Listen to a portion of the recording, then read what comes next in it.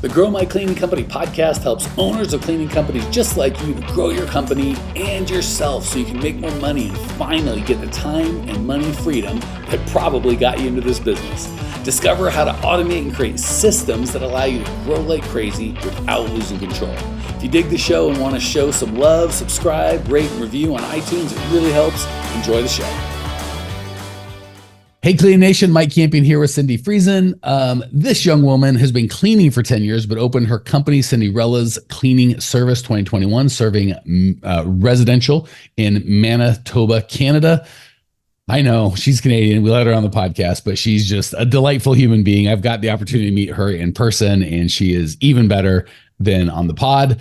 If you don't mind, Cindy, let's start with where you started, like how you wandered in the. I've done so many of these, and each story is always interesting to me on how people went from, whatever their civilian life was to joining this crazy world. Yeah, so I was stay-at-home mom and wife, and I was just taking care of the kids in the house and decided I needed to get out of the house. It was driving me crazy. My youngest was 3.5, and I didn't want to pay childcare, so I just called around and looked on Facebook for people who wanted house cleaning, and I said, I'll come clean your house if you let me bring my kid with me. So that's kind of where I started, just 1 or 2 houses a week, and then things just got crazier as they went to school full-time, and then, it was just all word of mouth. And so, it just got busy, and I decided it was too much for just me to do it myself. So I started hiring people, and here we are. Well, a couple of things have happened in between. So when my favorite question is just to hear how people got into the business. And I don't think I've ever had a story of someone like, I just want to get out of the house, that we've heard, but had my kids, that we've heard. But I don't say marketing strategy, but what I did was called people like, I'll come clean your house, but I need to bring my kid. That's a new one. I love that. I love the creativity of 2 birds, 1 stone. This is what I need. There's people that are fit. I'm going to make it work. I love that. Okay. So when you reach out, typically when people reach out to us, there's something not working until, they're stuck or they're unhappy in some regard. Rarely do people just call to brag. So what was going on? I don't think I've had that. Everything's great. Just want to go to the doctor. Just want to tell you I'm feeling good. Oh, okay. Thank you. So what was going on in your world that made you go, I got to do something different, or what I was doing to get me from 0 to here ain't going to get me from here to there. Tell us about that. Yeah, I had employees, but I was still working in the business all the time. And so when I was working, I was cleaning, I had to come home and do all the paperwork and all the other stuff that goes on in the business and the invoicing. And I still wasn't making decent money. And so when I contacted you guys, I had listened to the podcast for probably 3 or 4 years while I was cleaning. It was something to listen to, and I knew what to do, but I need someone to do it. And so, I just wasn't making money, and I knew I couldn't continue. So it was either I do something drastic and I hire someone to help me, or I just quit the business and then try to find something else, because it wasn't sustainable and I wasn't making any money. So one of my biggest frustration with this business is, I would say 80% of our clients are that. And it's frustrating where they're like, I've listened for 2 or 3 years and no one calls when things are like, hey, they could be better. I'm going to try and head this thing off the pass. They call when they're a lot, I would say 80%, but 80% have been listening to the podcast or something for a long time. And then some percentage of that are at their breaking point. We're like, I'm either going to shut this down or I'm going to change it. And as much as we love helping those people, it's like, man, so if you're out there listening, I guess you could wait 6 months or 6 years for a catastrophe to happen where I've got to get this fixed, or take it in again, call someone, do something. But the whole, I'm just going to keep doing the same thing and hope for a different result. It's just heartbreaking, frankly, to watch. And so many, I'd say at least 80% of our clients are like, man, I wish we could have spoken a year ago or 2 years ago, or just that. So there you go. There's my little rant or preach or whatever you want to call it. So let's kind of walk through the life you're living, because I'm guessing there's some people there that were living that life and might go, okay, well, maybe hope isn't lost. When you say working all the time, 5 days a week, 6 days a week, 7 days a week, were you mentally not with your kids, physically, mentally? Talk to us. I was cleaning 5 days a week, doing probably paperwork 6 to 7 days a week. I was always on the computer. The computer was in the dining room area of my kitchen, so I was still around my kids, but my kids just saw me constantly working. And so I never felt like, even on Sundays, the day of rest, like I feel like I still wasn't able to get away from the work. Mm-hmm. And so yeah, I needed to get away from it. It was just all consuming. And I didn't want to start resenting the business. Mm. Which, if you're to the point where you're like, I'm going to fix it or shut it down, sounds like the resentment had happened. You had passed that. It was. Yeah, we passed that point. So it's paradoxical because it sounds like you started, and this is very common. You started the business because you're like, hey, I'd like to make some money. I'd like to get out of the house, but I don't want to neglect my kids. I want to be with my kids. And then all of a sudden this business became your kid, which is kind of cute. And then it became the favorite child, which is not cute, right? Because it's not a real kid. It's a business. Yeah. So was there a tipping point or a moment where you're like, that's it, that's a straw, I got to do something different? Or was it just building? Or how did you go from that point of dull, I should do something different, to a specific, today's the day, I got to make a change? Big life change in my life. I left my husband, and I realized if I wanted to be able to be on my own and support myself, I had to do something, because it was just me supporting myself. And so it was either, close the business down and get an actual 9-to-5 job, or get some help. And so, it was just, if I wanted to survive, I had to do something. And I didn't want to go to a 9-to-5. Once you're an entrepreneur, you don't want to go work for someone else. Almost impossible. Yeah. Having been unemployable for 3 decades, I couldn't imagine what that would even feel like. I don't even know how I'd fill out job applications. So what I hear you saying is you kind of had the emotional, physical pain of like, this isn't the life I wanted, but because your financial situation was such that you could sustain it, you sustained it. And then once it came to like, all right, now this thing shouldn't make money, it must make money. You're like, okay, back's against the wall, which is sad. Like that, just taking care of your own life and living the life that you deserve wasn't enough for you to make a change. You kind of waited till the gun was to your head and like, you're going to be homeless. And you're like, okay, now I'll make a change. Yeah. And again, no judgment, it's just sad. Not like you're bad. Just, it's so sad that people do that. And we're all like that, right? Sure. Like, you got to hit rock bottom kind of a thing. So usually we go, what changes did you make in where you're at now? Let's switch it just for fun. Tell us a little bit about what your business looks like now and how it feels and how you're experiencing it. And then we'll go back and you can kind of share for the people, like, here's how you did it, so they can, maybe get some of the same value you got. It's so much better now. So I'm getting more clients. We started cleaning in a new city in southern Manitoba. We're really starting to expand in that area and get our name out. And I have a scheduler now, so I don't have to do everything on my own. And I have an admin person who is helping me as well. So I some days sit at the computer and I'm bored, which is a very strange feeling to have. And I absolutely love it. Like, I'm working to the 10-hour week and I can see it's going to happen. And so now it's like my goals are not just, I want to make money. It's, I want to get 15 clients in 15 days, or like 30 clients in 30 days, just to build that momentum and keep going. And so, I'm loving my business now. It's not that it's easy, but it's got the systems now. And so no more resentment. It doesn't run me now. I run it. And so I heard 3 or 4 things, and let me repeat them back so you can confirm, like, yep, that's what I'm experiencing. Go, no, you're reading into it too much.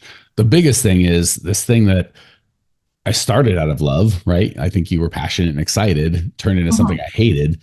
And you probably would have settled for, if I could just get back to not hating it, if it just paid my bills and wasn't so awful, I would take that. Like, because sometimes we get so hopeless, we're just like, we negotiate just a real life of excess and having all the money you need, and time is just unthinkable. So you probably would have settled for that. But what I hear you saying is, I didn't go from hating it to not hating it. I went from hating it to loving it and really enjoying the process. Yeah, okay. Yeah, absolutely. Yeah. 2, sounds like you were working not every day, but some, if not most, 10-hour work days, 5, 6, 7 days a week. And now you're going to a 10-hour work week, which is a different kettle of fish.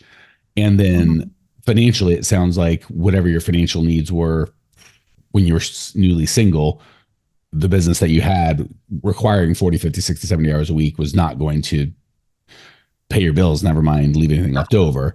And then are you to the point now where you're like, okay, I'm okay? Or you're like, no, there's extra. I can invest, I can save, I can like, how big of a shift is that? There's not extra yet, but I see that extra going to be happening very soon. Okay. And so, yeah. So you move from tons of hours hating the business to very few hours loving the business, from not being able to pay bills to not quite financial freedom. Well, financial freedom in that I don't have to do much and my bills are paid, but not financial freedom. I still have to do something. If it doesn't stop today, I'm not retired, but it sounds like you've got confidence, hope that you're like, I think I can. Oh, yeah. You keep absolutely. scaling. So you're like in process.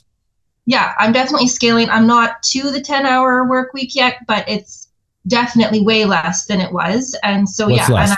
And 20, 30? The amount of hours, like I would say 25 hours a week now. Okay. So easily in half, but not quite to the, okay, cool. Yeah, we'll get there very shortly, I think. Yeah. And it sounds like for me, it's not the hours. I mean, as long as I've got enough time with my family, I'll work in myself, time for self-care and all that. I don't mind working 50 hours a week. Sometimes I do, sometimes I don't. Sometimes I work none, but not none, but very little. For me, it's the quality of the work, right? So are you like cleaning toilets? I go nuts. It's honest work, but there's no challenge. There's no break. Like I've learned everything I can learn after I've cleaned my ninth toilet. Like that's it. I'm not growing. So for you, how much of it is quality versus quantity? Like talk to me or talk to us. Oh yeah. The work that I'm doing now, it's not like them just keep busy work. It's the actual, like getting the clients, the work that you do. Like you can't really put a price on sales, right? Like you go out for an hour and you come back with an extra $500 a month. And so I'd much rather do that work. Sounds like you just did put a price on sales, about $500 an hour. Yeah. The first month, and then infinite return after that.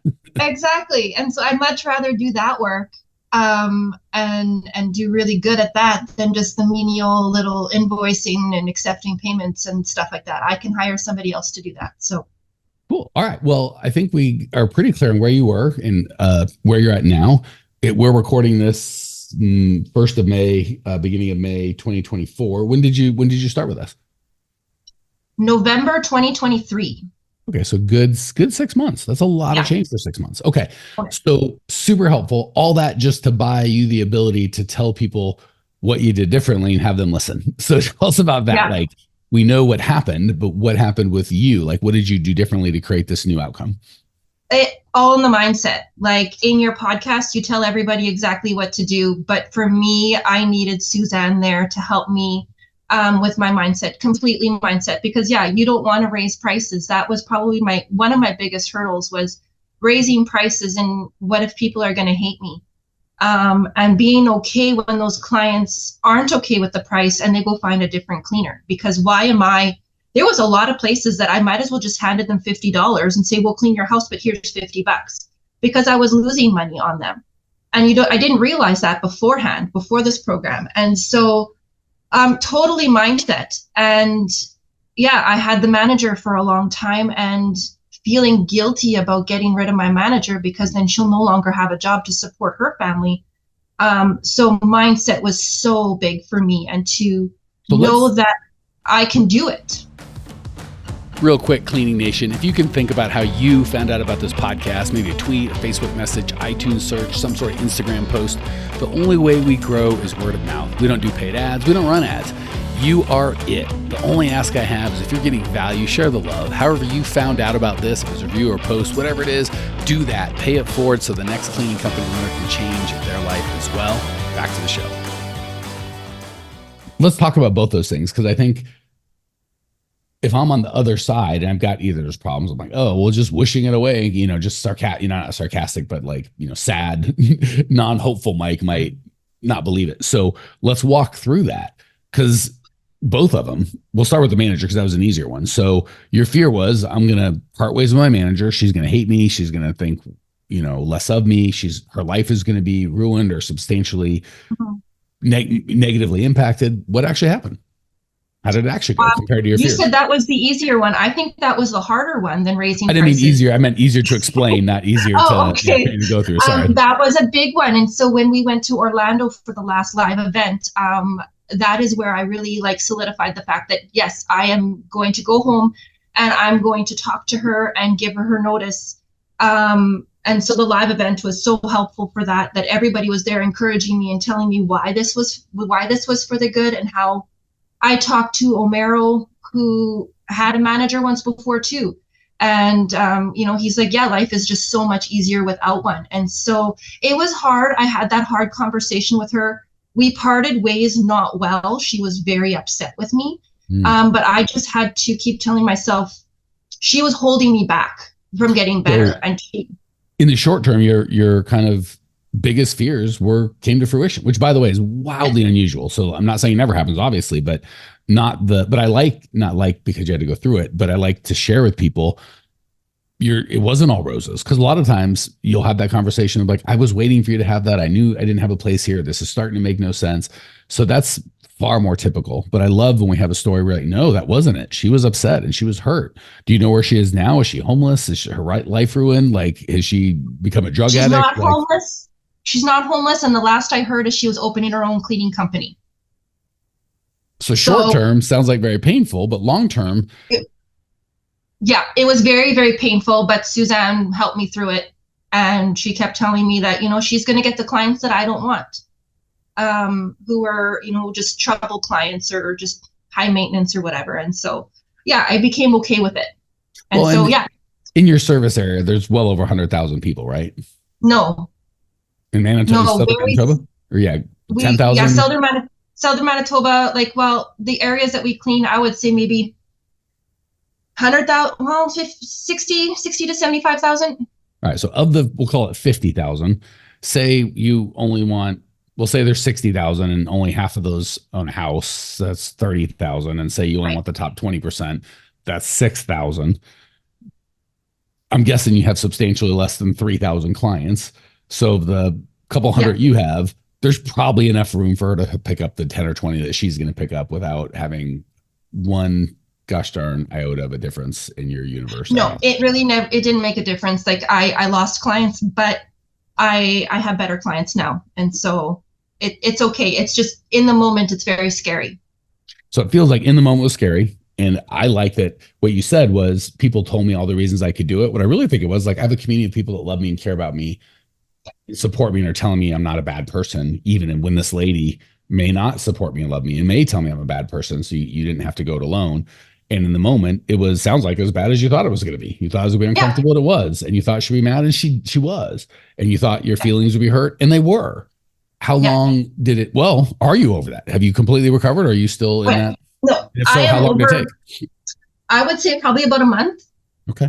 Because everything that she was doing that next month, all of it was on me. And she told me, you're not going to be able to do this by yourself.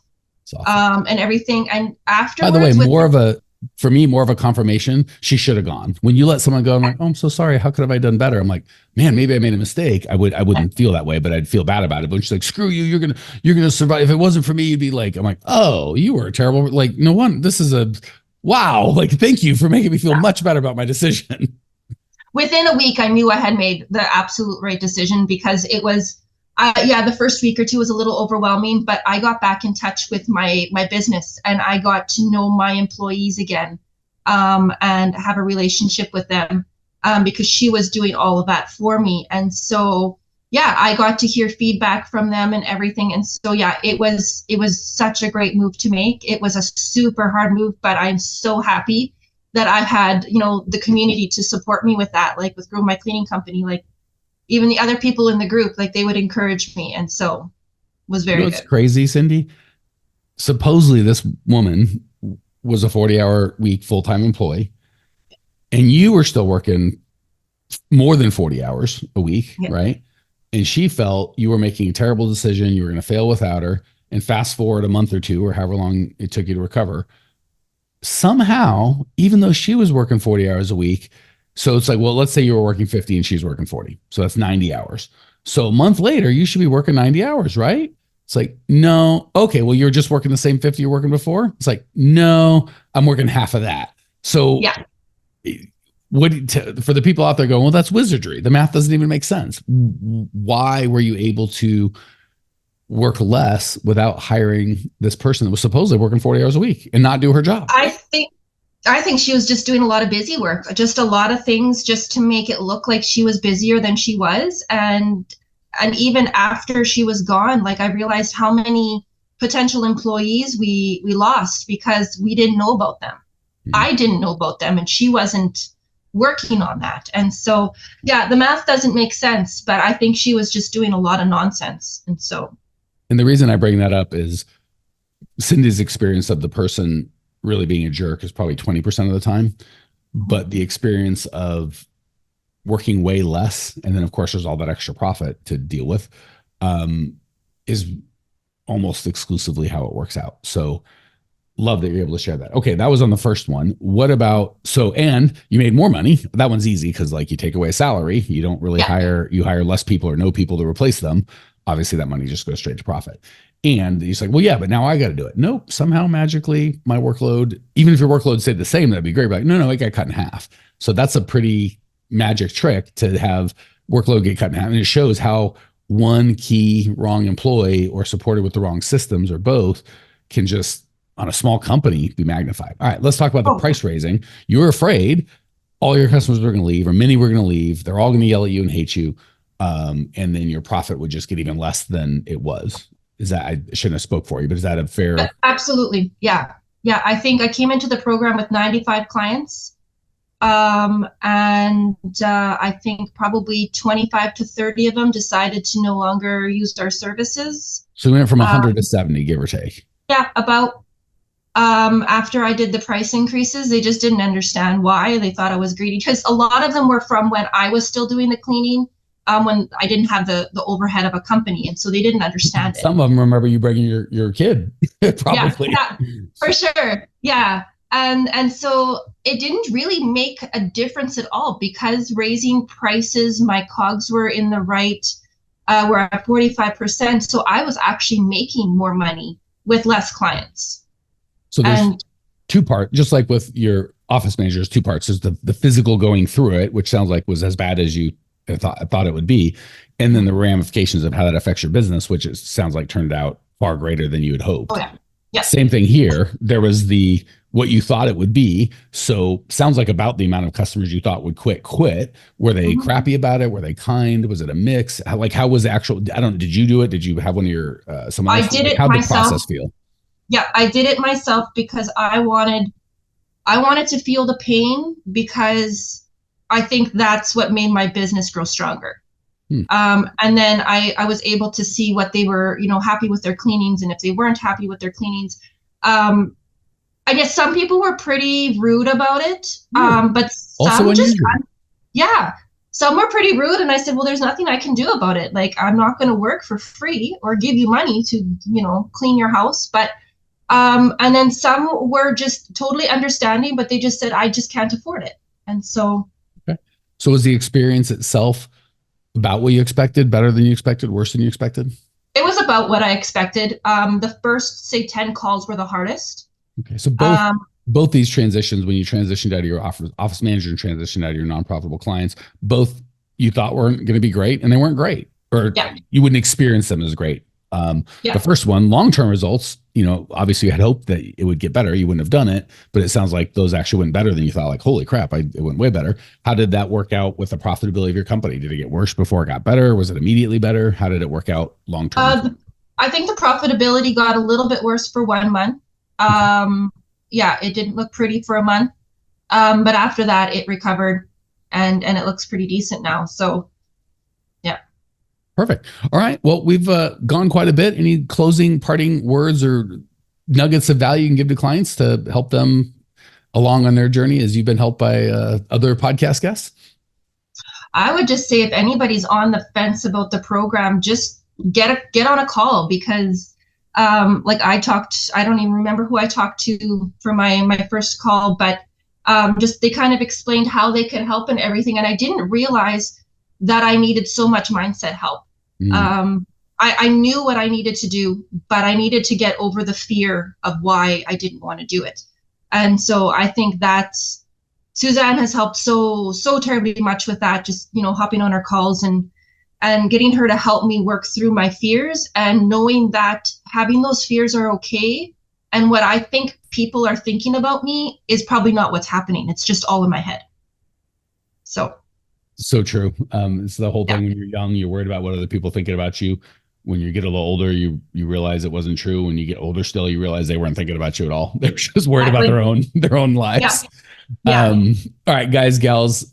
Hey, thank you, Cindy. I love, again, I was telling Cindy before we started recording, it's so fun to do these because I'm pretty connected with where Cindy is a client, where Cindy is now, but I just don't even remember where she started. I hear that. I'm like, man, that's not the Cindy I know and love. Like, I couldn't even, sometimes I want to go back and listen to their first call and be like, oh my gosh, look how afraid and unhappy she was. So thank you for sharing the good and the bad, right? Like, I don't like people just coming on like, everything's great, just sign up with Mike and you'll be a billionaire. And it's like, well, that's not the truth at all. So I like you sharing like, this was hard. And this is what it, cost me in terms of my own fears. And, here's the results I got. So A, thank you.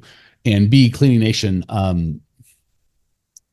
again, without trying to sound too self-aggrandizing, whether it's us or somebody else or just doing something different, please, please, please, like, be Cindy in the regard of, I decided this ain't going to work, but don't wait until something happens in your life where you're kind of backed against the wall and you're like, well, now I have to change. Be proactive. Like, if you're not living the life that you want or your business isn't performing to the level it is, Cindy's not, we've had we've done almost 1,000 podcasters, and Cindy's a special lady, but nothing where it's like, oh, she's got some magical beans that you don't have. She just decided, I can't live like this anymore. I'm going to do something different. And she reached out to us. And if you reached out to us, great. If not, reach out to somebody else or just do something different. Even if you fail, I'd rather see you go down swinging and just do the exact same thing, get the exact same result, and then just fizzle out at some point. So if you want any help, you can even reach out to me directly, Mike@growmycleaningcompany.com. Go to the website, ton of stuff. We are here to help. If we work together, great. If not, great. But get the gosh darn help you need. Don't wait until things are a mess. So that's it, Clean Nation. Appreciate y'all. Talk soon. Well, here we are, the end of the podcast, and you made it. Great job. I've got a little bonus for you for sticking through with me. But like I mentioned before, if you got value out of this podcast and you want to show a little love, subscribe, rate, and review on iTunes, Spotify, wherever the heck you're listening to this thing. Share it with a friend. Share the love. And as a special thank you for those of you that stuck with me to the end, how about I give you my personal phone number so we can text? It's a great way for me to get to know you, your business, your goals personally. So shoot me a text now, 602-932-6431. That's 602-932-6431. I am the only one who responds to these texts, and I will personally respond to everyone I possibly can as long as this number is manned. Don't know how long we're going to keep this at the end of the podcast, so grab it now, 602-932-6431. Give me a text, say hey, can't wait to meet you.